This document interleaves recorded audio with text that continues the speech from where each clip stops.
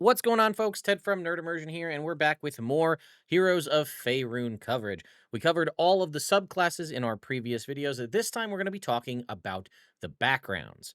Now, if you are unaware, the way backgrounds work in 2024 D&D is they were a little more rigid, honestly, and I'm kind of a little surprised by that, given the world of 2024 Dungeons and Dragons as a whole, in that your ability score improvements are tied to your backgrounds, not tied to your species. And again, a simple solution to this is just don't tie it to either one and just give everybody static increase. And I believe that's what Tales of the Valiant does. They just sort of give you a +2 +1 or a +1 +1 +1 to your ability scores. And it's just not tied to either your lineage or your heritage in Tales of the Valiant. And I feel like that's a simple fix. And that's actually what I would recommend all of you do here in the world of 2024 D&D, because the backgrounds, they may not gel with what you're thinking. We'll just, why don't we just dive in? There's actually 18 backgrounds, which is a ton. But ultimately, in the world of 2024, where a background just grants you a feat, it's not really that impactful or different, whereas previously background features were unique to the background. However, some of these new backgrounds have unique access to the origin feats that are in this book itself. So that may be part of it. But let's go ahead and just dive in. If you like what I do here, consider subscribing to the channel. So first up here, we have regional backgrounds. There are faction backgrounds as well. So here are the regional backgrounds. This is based on where you live in the Forgotten Realms, and they can see the regions right here. Villon, Anarok, the Sword Coast, the Lands of Intrigue, the North, the Trackless Sea, the Old Empires, the Heartlands, the Arcane Empires, or the Forgotten Lands. And then the faction backgrounds are obviously tied to the various factions in the world of Forgotten Realms. There's 5 that most people know, and that would be the Emerald Enclave, the Harpers, the Order of the Gauntlet, the Lord's Alliance, and the Zentarum. We have 2 other ones here, though, as well as in the Purple Dragon Knights from the world of Cormyr, and the Cult of the Dragon, again, from the, the Cult of the Dragon. We have a Amethyst Dragon art here as well. So we have a Chondathan Freebooter. So this is obviously, as you can see, basically, it says right here, right? So though most youths in Chondath accept their 4-year term of compulsory military service, you bristled at the Arthurian attempt to control your life. This is basically, what I'm going to tell you is, if you're not playing in the Forgotten Realms and you want to use one of these, this background text is basically as throwaway as you want it to be. The top part is really what matters. So a Chondathan freebooter, because of the world of 2024, will give you the options for the following 3 ability score improvements: strength, dexterity, or wisdom. Meaning you would get whatever boosts you get from either your rolled stats, your point buy, however you're determining your ability scores.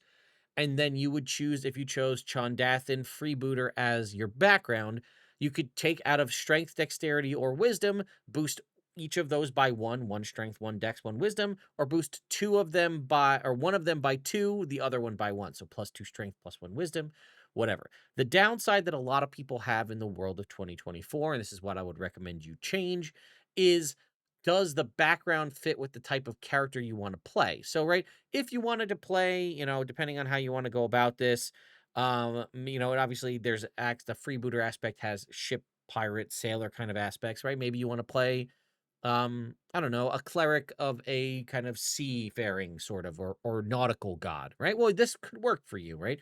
Maybe +1 strength, +2 wisdom, if you wanted to be a strength-based cleric, or +2 dex, +1 wisdom, or however you want to work it out.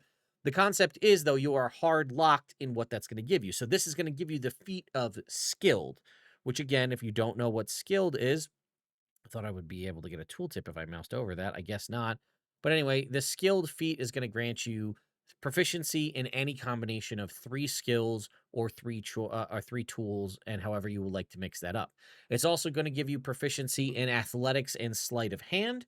Again, that's a strength-based skill and a dex-based skill, and then weaver's tools, and then they're all going to come. So basically, if you haven't figured that out yet for 2024, everything comes with a feat, proficiency in 2 skills, proficiency in a singular tool of some kind, a bunch of gear, and then gold associated with it, or a sum of gold. So, for example, if you were to choose this, you would get a dagger, a set of weaver's tools, a backpack, ball bearings, basket, bedroll, bucket, 3 days worth of rations, rope, a signal whistle, traveler's clothes, 38 gold pieces, or just a sum of 50 gold pieces. That's actually a pretty sizable amount of gold for the amount of stuff you're going to get. So that's actually not a bad mixture if you want to just choose the pre-chosen gear. You're not obviously going to have any access to weapons from this particular background, but either way. And then weaver's tools being, again, the efficiency of kind of weaving, whether that's baskets or whether that's clothing or things, right? You can mend a tear in clothing, sew a tiny design, and it tells you what you're able to craft with it, as you can see there. So, like I said, my biggest recommendation to you is to not use the ability scores. Obviously, if you're playing in like, league play or things like that, you may not have that option. But if you're just playing at home, I would say just let people pick what ability scores they want. That's a very simple homebrew that fixes a lot of it. All right, next we have a dead magic dweller here, which is somebody that lives in one of the dead magic zones of the Anarok Desert. And this is going to give you the options for strength, con, and wisdom. It's going to give you the healer feat, which is interesting. I guess the concept being that you're more of a non-magical healer in that you are able to heal with something like a healer's kit. But then again, if you're rolling a healing spell, you can re-roll, and you go to restore and you roll a 1 on one of the dice, you must re-roll it. And then the other skills you're going to get are medicine and survival. So this is a very wisdom-based background. Leather workers tools, and then again, you can see the gear here. Everything's going to be an amount plus some gold or 50 gold pieces. I do think that it works out probably better because I don't know what the prices of all of these things are, but I imagine all of that plus 32 gold pieces might possibly total more than 50, but that's up to you to kind of figure out on your end. We have a dragon cultist. Now, again, we see some very awesome art here of a red dragon cultist. Now, this is going to be one that has a unique feat, and all of the regional background or the faction backgrounds have unique feats that are new to this book, which we'll cover in a future video. But this will be Dex, Con, and Intelligence. That's a very good set for, say, like a wizard. It'll give you the Cult of the Dragon Initiate feat, Deception and Stealth proficiency, which is very nice. Calligrapher supplies, and then again, here we can see the different breakdown of what you're able to get access to. A couple of sets of manacles and pouches and things. The Emerald Enclave, obviously very druidic focused, is going to get you Constitution, Intelligence, and Wisdom. Again, I would have preferred if it was Dex, Con, and Wisdom if you're going to use them rules as written. But you're going to get the Emerald Enclave Fledgling background feat, Nature and Survival, and then an Herbalism kit. Very solid stuff for a nature-based character here. You actually get a bow mixed in with yours as well. Flaming Fist Mercenary. This is obviously going to be somebody tied here to more around Baldur's Gate. You're going to get Strength, Constitution, and Charisma. Tough is going to be your feat, which is obviously a very good feat to essentially get for free. Proficiency in Intimidation and Perception. So this is also a very strong one because proficiency in Perception, as we know in the world of 5th edition, Perception is one of the most powerful skills you can have proficiency in. Also, it'll get you access to Smith's tools, which may or may not be useful for you depending on what you do. And so this may be a very good one for, say, like a paladin or some sort of a fighter. We get Genie Touched, which is Dexterity, Wisdom, and Charisma, Magic Initiate Wizard, and then Perception and Persuasion skill proficiency, and then Glass Blower's tools. This is obviously tied to the realm of Kalimshan, down kind of in the, the southeast of Faerun. We have a Harper, right? I like you get the Harper Agent background or general origin feat. I'm sorry, that's the term. Dex, Intelligence, and Charisma. Performance and Sleight of Hand and Disguise kit. Obviously very good for your rogue or your sneaky types. We get the Ice Fisher. This is for our friends up north in Icewind Dale. You'll get Strength, Dexterity, Constitution, as well as the Alert feat, and then Animal Handling and Athletics proficiency with Woodcarver's tools. Makes sense. I don't know if wood carving technically counts as scrimshandering because there's a lot of scrimshaw kind of comes out of the realms in Icewind Dale and the 10 towns up north. So I guess maybe wood carving translates to scrimshaw. Knight of the Gauntlet. This is you becoming a member of the Order of the Gauntlet, which is Strength, Intelligence, Wisdom, and gets you the Tyro of the Gauntlet feat, which is again a new one here. Athletics and Medicine, very good for your paladins and clericy types. Smith's tools as well for this one. The Lord's Alliance Vassal has some the art. I do very much like to see the different art. It is also, I think this is supposed to be an Azamar right here, but it's giving me sort of Genasi vibes, and I'm a little bummed we didn't get Genasi updated in this book personally, but Strength, Intelligence, and Charisma, the Lord's Alliance Agent feat, Insight and Persuasion skill proficiency, and then again, Calligrapher supplies. So we got the Moonwell Pilgrim. This is again from somebody from the Moonshae Isles, kind of out to the west of Faerun.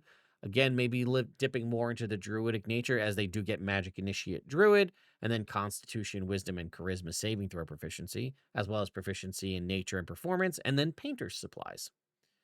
You get the Mulharandi Tomb Raider. You're going to get the Lucky Feat, Investigation, and Religion. Again, maybe also very good for potentially a rogue type, Dexterity, Constitution, Intelligence, and then Mason's Tools. We have the Mythal Keeper. This is, again, somebody maybe around Myth Draenor or the Dale Lands. They're going to get the Crafter feat, as well as Arcana and History, Jeweler's Tools, and then Intelligence, Wisdom, or Charisma. We get the Purple Dragon Squire, which I do think is kind of maybe a nod to the Unearthed Arcana, that they do actually have an Amethyst Dragon presence, even though we know the Banneret no longer has access to that summon.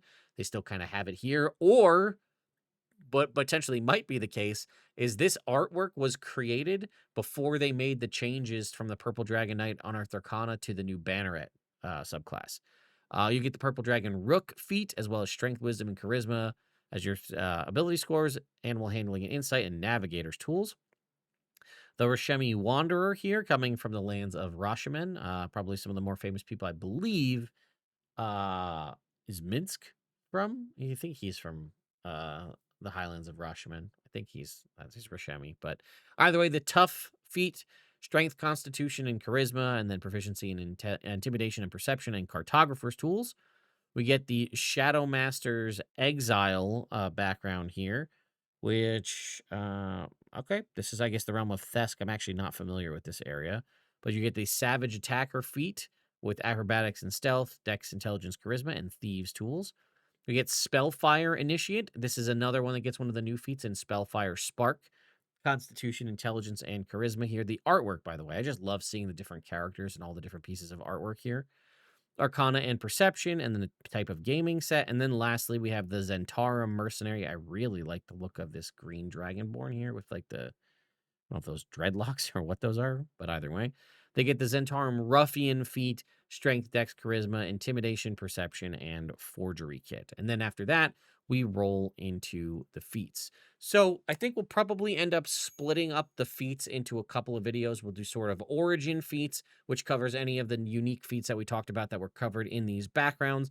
We'll do sort of the general feats, which there's not a ton, which covers any of the feats that anybody can take at level 4+. And then we'll do a last video covering the epic boons, as there are quite a few epic boons contained in this book. So again, yeah, I know some people are upset about the background situation, and I agree. I think that was a weird choice. But that's the way it's been in 2024. So like that's not something new for this book. That's something that's existed since 2024 officially launched. And that will be, again, the simplest thing that I would homebrew is don't lock people. Let them pick the background that they want, whether because it fits, one way or another. Just let them make their own, really. I mean, it's not a huge deal to say pick 3 ability scores that are tied to your background, give yourself proficiency in 2 skills, give yourself an origin feat, and then give yourself a tool proficiency. And then that's just kind of how it works. Go forth and prosper. But I don't know. Let me know your thoughts and opinions on this in the comments down below. And I will see you next time again for the origin feats video, talking about the origin feats here in Heroes of Faerun. See you next time.